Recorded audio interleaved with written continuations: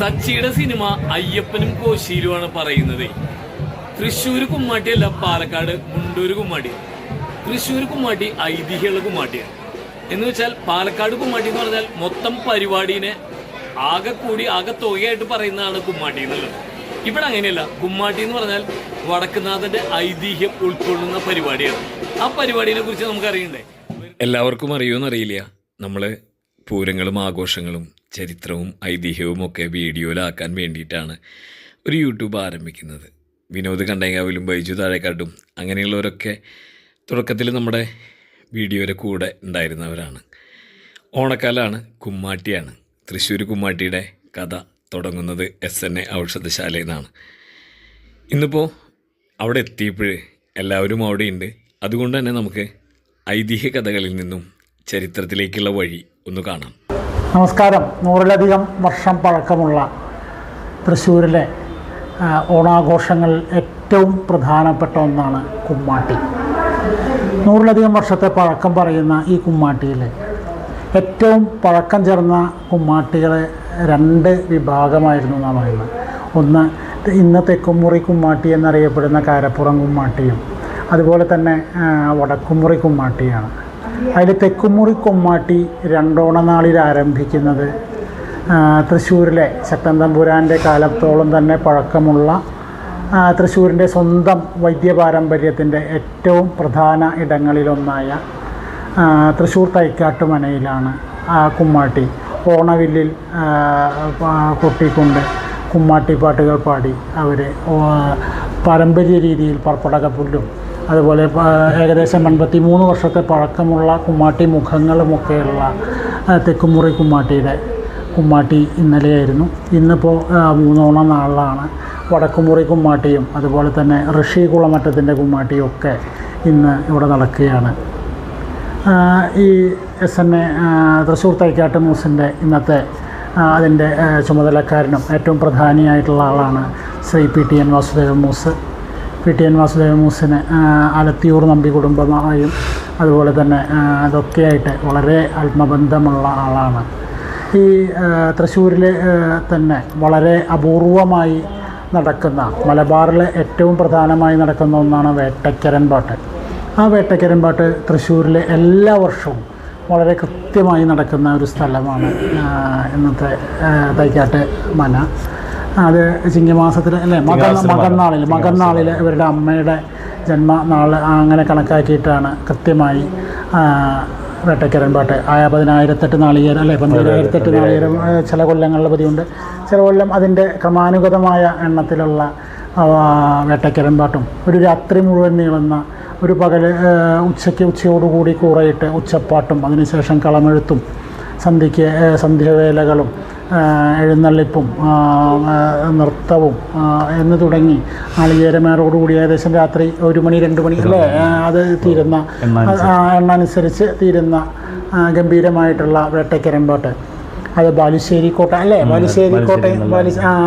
ഈ വേട്ടയ്ക്കൊരു മകനെ ആ ഒരു സങ്കല്പം. അതുപോലെ പിന്നെ വേറൊരു സ്ഥലം കൂടി ഉണ്ടല്ലോ അവിടെ തന്നെ, പിന്നുള്ളത് ഇവിടെയാണ് തമിഴ്നാട്ടിലുള്ള ആ സ്ഥലത്തിൻ്റെ പേരെന്താ? അതൊരു വളരെ പ്രധാനമായ സ്ഥലമാണ്. ഈ വേട്ടയ്ക്കൊരു മകൻ എന്നുള്ള സങ്കല്പം തന്നെ, അതായത് വേട്ട ചെയ്യാനായിട്ട് അദ്ദേഹത്തെ ചുമതലപ്പെടുത്തുമ്പോൾ അദ്ദേഹത്തെ ഒരു പറ്റിക്കുന്ന രൂപത്തിലാണ് അദ്ദേഹത്തിൻ്റെ ചുരുക്കിയുള്ള കയ്യിലേക്ക് വാൾ കൊടുക്കുമ്പോൾ ഈ രണ്ടും കൂടി ഒരു കയ്യിൽ പിടിച്ചാൽ പിന്നെ ഒന്നും ചെയ്യാൻ പറ്റാതാവുന്ന ആ ഒരു സംവിധാനവും അതോടുകൂടി ആളെ സൗമ്യനാവുകയും കേരളത്തിലെ ജനങ്ങളെയും എല്ലാവരെയും സംരക്ഷിക്കുന്ന, എല്ലാവരുടെയും ഈശ്വരനായി മാറുന്ന ആ സങ്കല്പവുമൊക്കെയുള്ള വേട്ടയ്ക്കൊരു മകനെ ആരാധിക്കുന്ന ക്ഷേത്രമുള്ള കുമ്മാട്ടിയിൽ വിവിധങ്ങളായ പഴയകാല ആഘോഷങ്ങളുടെ ഭാഗമാണ്. ശരിക്കും പറഞ്ഞതിലിപ്പോൾ ഒരു വേറെ ചരിത്രവും മറ്റൊന്നും പറയുന്നില്ലെങ്കിലും കുറേ ആഘോഷങ്ങളുടെ, ഒരു നൂറ്റാണ്ടിൻ്റെ പാരമ്പര്യം പറയുന്ന, നിരവധിയായ പാട്ടുകൾ പറയുന്ന, നമ്മൾ തന്നെ ഇപ്പോൾ മഞ്ഞന്നായരെ കുഞ്ഞന്നായരെ എന്ന് തുടങ്ങുന്ന പാട്ട്, തള്ളേ തള്ളേ എങ്കട് പോണു, അതുപോലെ ബാലിസുഗ്രീവ യുദ്ധവുമായി ബന്ധപ്പെട്ട്, രാവണവധവുമായി ബന്ധപ്പെട്ട്, സീതാന്വേഷണവുമായി ബന്ധപ്പെട്ട്, രാമായണവും മഹാഭാരതവും ഒക്കെയുള്ള അതിൻ്റെ കഥകളുമായും ഒക്കെ ബന്ധപ്പെട്ടാണ് ഈ കുമ്മാട്ടിപ്പാട്ടുകൾ പലരും പാടാറുള്ളത്. ഇത്തരത്തിലുള്ള കുമ്മാട്ടിപ്പാട്ടുകളൊക്കെ പാടുന്ന ഒരു വളരെ ഓണക്കാലത്ത് ഇന്നത്തെ പോലെ മൊബൈലും TV യും അതുപോലെ തന്നെയുള്ള സംവിധാനങ്ങളൊന്നും ഇല്ലാതിരുന്ന കാലത്ത് ഒരു കാർഷിക വിളവെടുപ്പ് ഉത്സവമായ ഓണം കഴിഞ്ഞ് ഓണത്തിൻ്റെ ഊണ് കഴിഞ്ഞ് കഴിഞ്ഞാൽ പുരുഷന്മാരെല്ലാവരും ചേർന്ന് ഈ കുമ്മാട്ടിയും അതുപോലുള്ള ആഘോഷങ്ങളും സ്ത്രീകളൊക്കെ കൈകൊട്ടിക്കളിയും അതുപോലെ തുമ്പിതുള്ളലും എന്നുവേണ്ട വിവിധങ്ങളായ ആഘോഷങ്ങൾ നടത്തിയിരുന്ന 40 വർഷം മുമ്പത്തെ അല്ലേ 40 വർഷം മുമ്പ് വരെയൊക്കെ അത് വളരെ സജീവമായിരുന്നു. അതിനുശേഷം വല്ലാണ്ട് ചുരുങ്ങിയെങ്കിലും ഇന്ന് ആഘോഷത്തിൻ്റെ രീതി മാറി. ഇപ്പോൾ കുമ്മാട്ടിയും കുമ്മാട്ടിപ്പാട്ടും ഒക്കെ വളരെ ചുരുക്കമുള്ളൂ എന്ന് വെച്ച് കഴിഞ്ഞാലും ഒരു ഘോഷയാത്ര പോലെ വിവിധങ്ങളായ സാധനങ്ങളൊക്കെ സംഘടിപ്പിച്ചുകൊണ്ട് അത് വളരെ ഗംഭീരമായി നടത്തിക്കൊണ്ടുപോവുകയാണ്. ഇന്നിപ്പോൾ വടക്കുമുറി കുമ്മാട്ടി എന്ന് പറഞ്ഞാൽ വലിയ രീതിയിലുള്ള പ്രൊസഷനാണ് ഇതിൻ്റെ ഭാഗമായിട്ട് നടക്കുന്നത്. അതുപോലെ തന്നെയാണ് നമ്മുടെ എന്താ പറയുക ഋഷികുളമറ്റത്തിൻ്റെ ആയാലും ഋഷികുളമറ്റത്തിൻ്റെ ഈ വർഷത്തെ പ്രത്യേകത പറഞ്ഞത് ചെറിയ കുട്ടികൾ 7-9 വയസ്സ് അല്ലെ 9 വയസ്സുള്ള കുട്ടി 4ലും പഠിക്കുന്ന കുട്ടികൾ 3ലും 4ലും പഠിക്കുന്ന കുട്ടികൾ ഈ കുമ്മാട്ടി കെട്ടുന്നു എന്നുള്ളത് ഈ കുമ്മാട്ടിപ്പാട്ടിൻ്റെ ഏറ്റവും കുമ്മാട്ടിയുടെ ആ ഒരു സംസ്കാരത്തെ പുതുതലമുറയിലേക്ക് ഇന്നിപ്പോൾ എല്ലാവരും വിദേശത്ത് പഠിക്കാൻ പോവുകയും 10ാം ക്ലാസ് കഴിയുന്നതോടുകൂടി എല്ലാവരും വിദേശികളായി മാറുന്ന ഒരു കാലഘട്ടത്തിൽ നമ്മുടെ ആഘോഷങ്ങളും നമ്മുടെ ഉത്സവങ്ങളും ഒക്കെ അത് നിലനിർത്തേണ്ടതിൻ്റെ ആ പ്രാധാന്യത്തെ മനസ്സിലാക്കിക്കൊണ്ട് ഇത് വളരെ ഭംഗിയായി കൊണ്ടുനടക്കണം. അതിന് എല്ലാവിധ സപ്പോർട്ടും ചെയ്യുന്ന തൃശ്ശൂർ തൈക്കാട്ടുമന അവരുടെ അതിനോടുള്ള ആ ഒരു താല്പര്യത്തെയും അവർ എല്ലാ കുമ്മാട്ടി സംഘങ്ങളെയും സ്വീകരിക്കുന്നതിനും ഏതൊരാളുകളെയും വളരെ സന്തോഷത്തോടു കൂടി അവർ സ്വീകരിക്കുകയും അതിൽ ഭാഗഭാക്കാവുകയും ചെയ്യുന്ന ഈ കാലഘട്ടത്തിലും പഴയ കാലഘട്ടത്തിലും അതിനുവേണ്ടി എല്ലാ കാര്യങ്ങളും ചെയ്യുന്ന ജനകീയമായി നിൽക്കുന്ന ശക്തൻ തമ്പുരാൻ്റെ കാലഘട്ടം മുതൽ എന്ന് പറഞ്ഞാൽ ശക്തൻ തമ്പുരാൻ്റെ ആ ഒരു ഇതോടു കൂടിയിട്ടാണ് ഇവരുടെ ഇങ്ങോട്ടുള്ള വരവ് വരുന്നത്. എനിക്കൊന്ന് കൊല്ലവർഷം 965 ഒരു ഞാൻ കറക്റ്റ് പറയാം. അതായത് ശക്തൻ തമ്പുരാൻ സ്ഥാനം ഏൽക്കുന്നതിന് മുമ്പ് ചിങ്ങമാസത്തിലേക്കാണ് അദ്ദേഹം സ്ഥാനം രാജാധികാരം ഏൽക്കണേന്ന് പറഞ്ഞു. അപ്പോൾ കൊല്ലവർഷം 965 അത് കുടുംബാളൂരിൻ്റെ ഒരു ബുക്കിൽ ശക്തൻ തമ്പുരാനെ കുറിച്ചുള്ള ഒരു ബുക്കിൽ ഒരു ചാപ്റ്റർ ശരിക്കും ഈ തൃശ്ശൂർ തെക്കാട്ട് മൂസിനെ കുറിച്ചുള്ള ഈ വരവിനെ കുറിച്ചുള്ള 965 തോന്നി ഞാൻ കറക്റ്റ് ശരിക്കും ഈ വേട്ടയ്ക്കൻ ഈ നേരത്തെ മറ്റേ വിനോദ് പറഞ്ഞ പോലെ ശരിക്കും ഒരു മലബാറിൽ ദൈവമാണ് സത്യത്തിൽ. അപ്പോൾ ഈ പ്രധാനപ്പെട്ട 3 ക്ഷേത്രങ്ങളാണ്. ഒന്ന് ഈ നമ്പോർ മലക്കോട്ട എന്ന് പറഞ്ഞിട്ട് ഗൂഡല്ലൂർ ഒരു പ്രധാനപ്പെട്ട ഒരു മൂലസ്ഥാനം എന്ന് പറയും. പിന്നെ ഒന്ന് ഈ ബാലുശ്ശേരി കോട്ട എന്നുള്ളത്. പിന്നെ മഞ്ചേരി അടുത്തൊരു അമ്പലമുണ്ട്.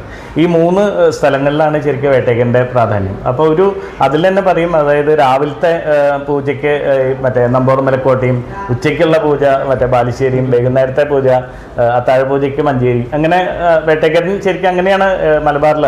അപ്പോൾ ഞങ്ങൾ ഈ വന്ന കൂട്ടത്തിൽ ഇല്ലെങ്കിൽ മലബാറിൽ നിന്ന് വന്ന കാരണം കൊണ്ടാണ് ഈ വേട്ടയ്ക്കൻ ഇവിടെ വരാൻ കാരണം തൃശ്ശൂർ. ഇല്ലെങ്കിൽ ഈ കൊച്ചി രാജ്യത്ത് പൊതുവെ കുറവാണ് ഈ വേട്ടയ്ക്കൻ്റെ. തൃശ്ശൂർ തന്നെ ഇപ്പോൾ ഏകദേശം ഒരു 3-4 ജില്ലകളിലെ വേട്ടയ്ക്കൊരു മകൻ അല്ലെങ്കിൽ വേട്ടയ്ക്ക് അങ്ങനെയായിട്ടുള്ള പ്രതിഷ്ഠയും ഇവിടുത്തെ ശിവസങ്കല്പം എന്ന് പറയുന്നതിൽ ഈ ഇങ്ങനെ ഒരു സങ്കല്പം ഉണ്ട് എന്ന് കേൾക്കുന്നുണ്ട്. അതിനെ കുറിച്ച് എന്തെങ്കിലും അറിയാൻ പറ്റുമോ?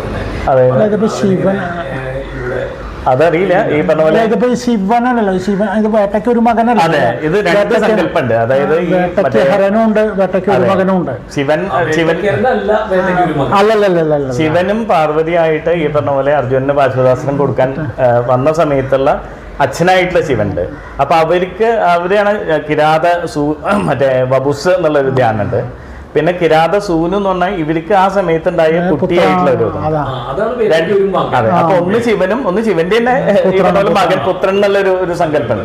ഇവിടെ ശരിക്കും ശിവന്റെ സങ്കല്പം. അതെ. അങ്ങനെ ചില അമ്പലങ്ങളിൽ ഈ പറഞ്ഞ പോലെ രണ്ട് സങ്കല്പത്തിലും ഉണ്ട്. ഈ കിരാത സൂനുമായിട്ടും കിരാത ബബുസുമായിട്ടും ധ്യാനമുണ്ട്. ഈ പറഞ്ഞ പോലെ മന്ത്രത്തിലൊക്കെ വ്യത്യാസമുണ്ട്.